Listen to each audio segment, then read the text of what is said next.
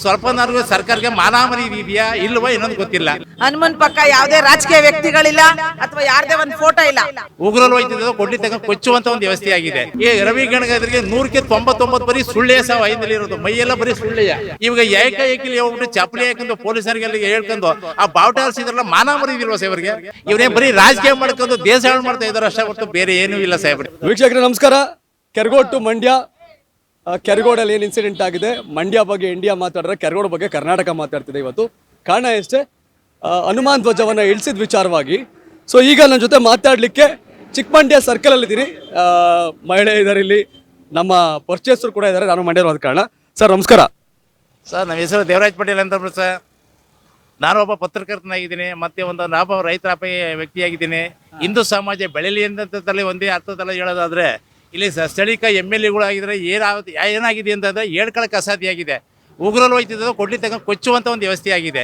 ಇವೆಲ್ಲ ಬೇಕಿತ್ತ? ಇದು ಏನಕ್ಕೆ ಬೇಕಾಯ್ತು ಸರ್? ಯಾರು ಜಾತಿ ನಿಂದನೆ ಮಾಡಿಲ್ಲ, ಏನೊಂದಿಲ್ಲ. ಸಮಾಜ ಇವತ್ತು ಏನಿದೆ, ರಾಮ ಮಂದಿರ ಕಟ್ಟೋದು ಅಂತ ಅಂದ್ಬಿಡೋದು ಏನು 500 ವರ್ಷಗಳಿಂದ ಒಂದು ಇತಿಹಾಸ ಇದ್ದಂಥ ಒಂದು ವ್ಯಕ್ತಿತ್ವವ ಇವತ್ತು ಈ ದಿನ ಕೇವಲ ಒಂದು ಬಾವುಟ ಹಾರಿಸೋದಕ್ಕೆ, ಆಂಜನೇಯನ ಬಾವುಟ ಹಾರಿಸಿರೋದಕ್ಕೆ ಈ ಥರದಲ್ಲಿ ಆಟ ಆಡ್ತಾ ಇದ್ದಾರಲ್ಲ, ಏನು ಸ್ವಲ್ಪನಾದ್ರೂ ಸರ್ಕಾರಕ್ಕೆ ಮಾನಾಮರಿ ಇದೆಯಾ ಇಲ್ವಾ ಇನ್ನೊಂದು ಗೊತ್ತಿಲ್ಲ. ಈ ರವಿ ಗಣಗಾದ್ರಿಗೆ 199 ಬರೀ ಸುಳ್ಳೆ ಸಾವು ಐದಲ್ಲಿ ಇರೋದು, ಮೈಯೆಲ್ಲ ಬರೀ ಸುಳ್ಳೆಯ.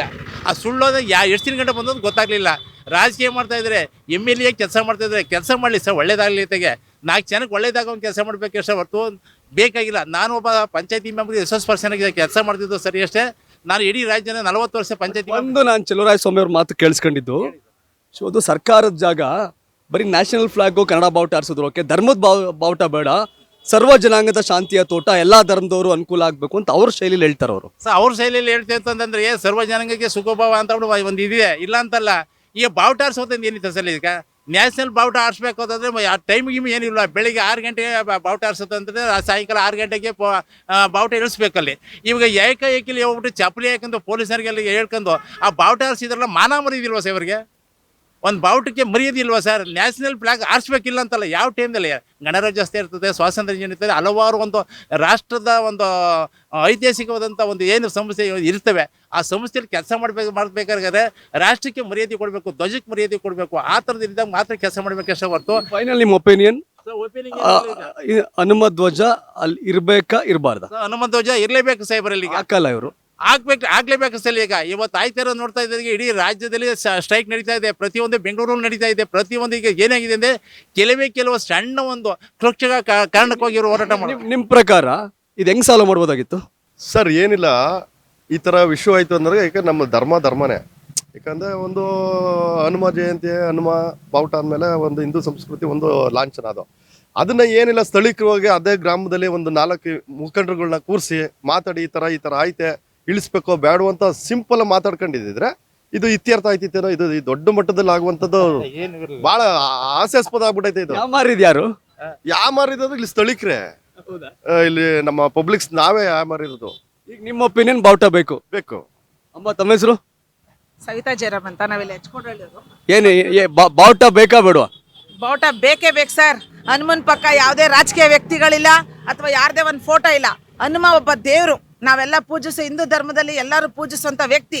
ಆ ವ್ಯಕ್ತಿ ಫೋಟೋ ಇದ್ರೆ ಯಾರಿಗೇನು ಕಷ್ಟ? ಇಲ್ಲೇನಾದ್ರು ದಳದವ್ರು ಇದ್ದಾರಾ, ಕಾಂಗ್ರೆಸ್ ಅವ್ರು ಇದ್ದಾರಾ, BJP ಅವ್ರು ಇದ್ದಾರಾ? ಸೊ ಯಾರು ಇಲ್ಲ. ನಮಗೆ ದೇವರು, ಆ ದೇವ್ರು ಬೇಕೇ ಬೇಕು ಸರ್. ಅದೊಂದು ಬಾವುಟ ನಮ್ಮಲ್ಲಿ ಹಾರಾಡ್ಲೇಬೇಕು ಸರ್. ಅಂದ್ರೆ ಇದರಲ್ಲಿ ಪಕ್ಷದವ್ರು ಹಾಕಿರೋದಲ್ಲ, ಪಕ್ಷದ ಬಾವುಟ ಅಲ್ಲ, ಎಲ್ಲಾ ಸೇರಿ ಹಾಕಿರೋ ಬಾವುಟದ ಬಗ್ಗೆ ರಾಜಕಾರಣ ಯಾಕೆ ಅಂತ. ಸೊ ಇವ್ರು ಬ್ರದರ್ ತಮ್ಮ ಹೆಸರು, ತಾವೇನ್ ಹೇಳ್ತೀರಿ? ನಮ್ದು ಹಿಂದುತ್ವದ ಒಂದು ಲೆಕ್ಕಾಚಾರ ಮಾಡೋರು ಹನುಮ ಅಂದ್ರೆ ಭಗವಂತ ಎಲ್ಲರಿಗೂ ಅವನೇ ಮೇನ್ ಶ್ರೇಷ್ಠ ಆದವನು. ಅವ್ನು ಬೇಕೇ ಬೇಕು, ಯಾಕೆ ಬೇಡ ಅಂತ ಹಿಂಗೆ ಹೇಳಕ್ಕಾಯ್ತೀವಿ ನಾವು. ಈಗ ಒಂದು ಬಾವುಟ ಹಾರಕ್ಕೆ ಅದಕ್ಕೂ ಕಡೆ ತಡೆ ಹಿಡಿತಾರೆ ಅಂದ್ರೆ ಅರ್ಥ ಲೆಕ್ಕಾಚಾರ ಏನಂತ ಆಗತ್ತೆ? ಅರ್ಥ ಲೆಕ್ಕಾಚಾರ ಬಹುತೇಕರ ಅಭಿಪ್ರಾಯ ಏನೇ ಹೇಳಿ. ಇಲ್ಲಿ ಹಿಂದೂ ಮುಸ್ಲಿಮ್ಸ್ ಅಂತ ಏನಿದೆ ಸರ್, ಮುಸ್ಲಿಮ್ಸ್ ಅಲ್ವೇ ನಮ್ಮ ಇದಕ್ಕೆ ಹನುಮನಿಗೆ ಜೈ ಅಂತ ಇದ್ದಾರೆ ಸಾಹೇಬ್ರೆ. ಯಾಕೆ ಈ ಥರ ಮಾಡ್ತಾ ಇದ್ದಾರೆ? ಜಾತಿ ನಿಂದನೆ ಮಾಡ್ತಾ ಇದ್ದಾರೆ, ಪ್ರತಿಯೊಂದು ಪೂಜಿಸ್ತಾ ಇದ್ದಾರೆ ಸಾವ್ರವೇ. ಪ್ರತಿಯೊಬ್ಬರು ದೇವರು ಪೂಜೆ ಮಾಡ್ತಾ ಇದ್ದಾರೆ ಹಿಂದೂಗಳುವೆ. ಈ ಹಿಂದೂಗಳು ಅಂತಂದ್ರೆ ಮುಸ್ಲಿಮ್ಸ್ಗಳು ಎಲ್ಲ ಪೂಜೆ ಮಾಡ್ತಾ ಇದ್ದಾರೆ ಸಾಹೇಬ್ರೆ. ಆ ಮುಸ್ಲಿಮ್ಸ್ಗಳಿಗೆ ಯಾಕೆ ಸಹ ಈ ಥರ ಮಾಡ್ತಾ ಇದ್ದಾರೆ ನನಗಂತೂ ಗೊತ್ತಾಯ್ತಾ ಇಲ್ಲ. ಇವರೇ ಬರೀ ರಾಜಕೀಯ ಮಾಡ್ಕೊಂಡು ದೇಶ ಹಾಳು ಮಾಡ್ತಾ ಇದ್ದಾರೆ ಅಷ್ಟೇ ಹೊರತು ಬೇರೆ ಏನೂ ಇಲ್ಲ ಸಾಹೇಬ್ರೆ. ನಮ್ಮಲ್ಲಿ ನಮ್ಮ ಮಂಡ್ಯದಲ್ಲಿ ನಾನು ಬೇರೆ ಜಿಲ್ಲೆ ಬಗ್ಗೆ ಮಾತಾಡಲ್ಲ. ನಮ್ಮ ಮಂಡ್ಯದಲ್ಲಿ ನನಗೂ ಬೇಕಾದಷ್ಟು ಮುಸ್ಲಿಂ ಬಾಂಧವರು, ನಮ್ಗೆ ಆತ್ಮೀಯತೆ ಐತೆ. ಇಲ್ಲೆಲ್ಲ ಅಣ್ಣ ತಮ್ಮದಿರಂಗೆ ಇದೀವಿ. ಇದೇನಿಲ್ಲ, ಇವರೇ ಮಾಡ್ಕೊಂಡಿರೋದು ಸರ್. ಇವ್ರು ಮುಸ್ಲಿಮ್ಸ್ ಯಾರು ವಿರೋಧ ಮಾಡಿಲ್ಲ. ನಾವೆಲ್ಲ ನನಗೂ ತುಂಬಾ ಜನ ನನ್ಗೆ ಆತ್ಮೀಯರವ್ರೆ, ಎಲ್ಲ ಫ್ರೆಂಡ್ಲಿ ಇರೋರು ನಾವು. ಹಾಗಾಗಿ ನಾವೆಲ್ಲ ಅಣ್ಣ ತಮ್ಮದ್ರಂಗಿದ್ರೆ ನನಗೆ ಸಾಕಷ್ಟು ನೂರಾರು ಜನ ಸ್ನೇಹಿತರವ್ರೆ ನನಗೆ. ಅವ್ರದ್ದು ಏನಿಲ್ಲ ಸರ್. ಇಲ್ಲಿ ಈ ಸ್ಥಳೀಯವಾಗಿ ಒಂದು ಗ್ರಾಮದಲ್ಲಿ ನಡೆದಿರುವಂತ ಒಂದು ಘಟನೆ PDO ಅಧಿಕಾರಿಗಳು ನೀವೇನು ಹೇಳ್ತಾ ಇದ್ರಿ? ನಮಗೂ ಬೇಕು ಸ್ವಾಮಿ ಹನುಮಂತ ಸ್ವಾಮಿ. ಬೇಕಾ?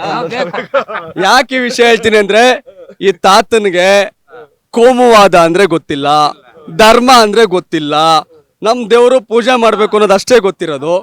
ನಾನು ಯಾಕೆ ರಾಜಕಾರಣಿಗಳಿಗಿಂತ ಜನ ಮಾತಾಡ್ಸಕ್ ಹೋಗ್ತೀನಿ ಅಂದ್ರೆ, ರಾಜಕಾರಣ ಹೊರ್ತಾಗಿ ಜನ ಮಾತಾಡ್ತಾರೆ ಅಂತ ಅಷ್ಟೇ. ಬಟ್ ಒಂದ್ ಲೈನ್ ಅಂತೂ ಸತ್ಯ, ಕೆರಗೋಡು ಗ್ರಾಮದಲ್ಲಿ ಏನು ಹನುಮ ಧ್ವಜವನ್ನ ಆರಿಸಿದ್ರು, ಆ ಹನುಮ ಧ್ವಜವನ್ನ ಯಾವ್ದೋ ಪಾರ್ಟಿಯವ್ರು ಆರಿಸಿರ್ಲಿಲ್ಲ, ಪಕ್ಷದವ್ರು ಏನು ಆರಿಸಿರ್ಲಿಲ್ಲ, ಅದು ಜನ ಸೇರಿ ಆರಿಸಿದ್ದು. ಇಲ್ಲಿ ಧರ್ಮ ಅಂತಿದೆ, ಧರ್ಮವಾಗಿ ಬದುಕಕ್ ಬಿಡಿ, ನ್ಯಾಯವಾಗಿ ಬದುಕಕ್ ಬಿಡಿ, ನಿಮ್ ರಾಜಕಾರಣದ ತೀಟೆ ತೆವಲಿಗೆಲ್ಲ ಹಾಳು ಮಾಡಬೇಡಿ ಅನ್ನೋದು ಬಹುತೇಕರ ಅಭಿಪ್ರಾಯ. ತಾವೇನ್ ಹೇಳ್ತೀರಿ ಗೌಡ್ರೆ? ಬೇಕಾ ಬೇಡವಾ? ಹಿಂದುತ್ವದ ಸಂಕೇತ ಬಾವುಟ. ದೇಶದಲ್ಲಿ ಹಿಂದೂಗಳಿಗೆ ಮೇನು ಅಂದ್ರೆ ಹಿಂದೂಸ್ತಾನ ಭಾರತ ಬಹುತೇಕ ಬಂದಾಗ ಇಲ್ಲಿ ಅವಕಾಶ ಕೊಡ್ಬೇಕು ಅಂತ ಇವ್ರು ಹೇಳ್ತಾರೆ. ಎಸ್,